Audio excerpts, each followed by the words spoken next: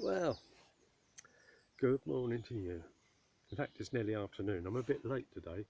It's 10 to 12, but it's still absolutely gorgeous.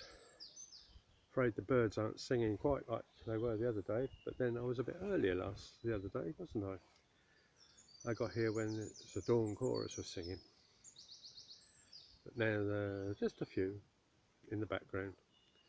You can probably hear. So I sat here thinking, what shall I talk to you about today? As I look around me, God is telling me to look around and see what I can see. And what I can see are lots of things. I don't know whether you can see this. Stop shaking.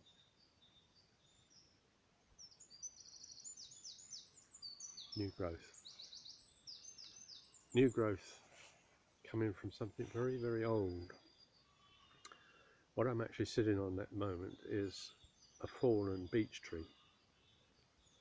Probably fell in 1987 during the big hurricane that some of us can remember. And it's been laying here ever since, uprooted.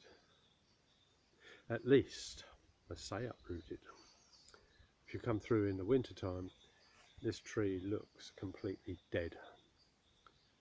But today, there is all sorts of branches coming out from it. There's some that even right from the bottom, really quite big. In actual fact, this what I'm filming on is resting against a branch that has obviously grown since that time, and from it are all sorts of new leaves coming out, and it's a lovely sight. It's lovely green, isn't it? The new green. But it got me thinking, something that was dead has come new life. And that, of course, is what we're thinking about this week. We're thinking about Jesus, his life on earth, when he walked this earth and lived a human life with us 2,000 years plus ago. And I thought, well, I don't know if it was that long ago. It's amazing how this story's continued, but it continues because Jesus lives. He came back on that Easter day just to show us that there was something more to look forward to, something more that he had been promising and talking about all through his ministry. Interestingly enough, this tree, 1987, what's that? That's 33 years, isn't it?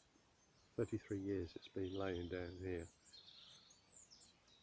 They reckon that Jesus' ministry finished when he was around about 33. His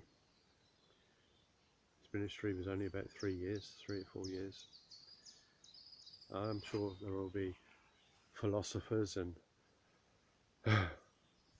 so-called experts in the field that will probably correct me in some of the things I say. But anyway, that's just a link, as I say, that I thought of. But it does mean, I think, that even in death, what appears to be death, there is life. We are living in a very difficult time at this very moment, and a lot of people are losing loved ones through this terrible virus. A lot of people are losing loved ones and not being able to be with them, but they are being comforted. And people will say, well, where is God in all this?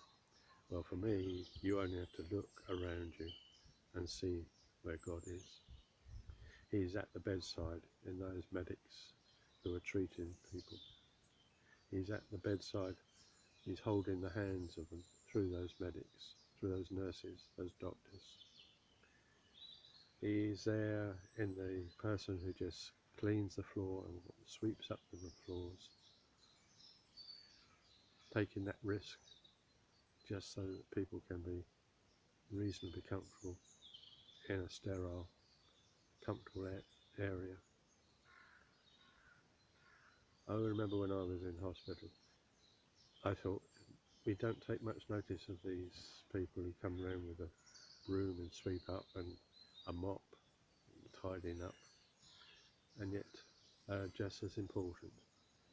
And today they are taking just as big a risk as any of the doctors and nurses. And that's where God is. God is in all those things. Because why is that? Because God loves each and every one of us. And it doesn't matter whether we believe or not. He's still there. He's still in each and every one of us. I've said all along that I do believe that God places his spirit within us at the very moment of our conception. It's up to us whether we look to it and find him. It's up to us whether what we do with that spirit of his. But I do believe, because we have been made in his likeness, then we are loved by him. And it doesn't matter, even if people are doing so many wrong things, say, God doesn't like what we do. If we're doing wrong things, he doesn't like it, but it doesn't take away his love for us. So all those you see around today who are working to help, the medical staff, the dustmen in the street, all those people,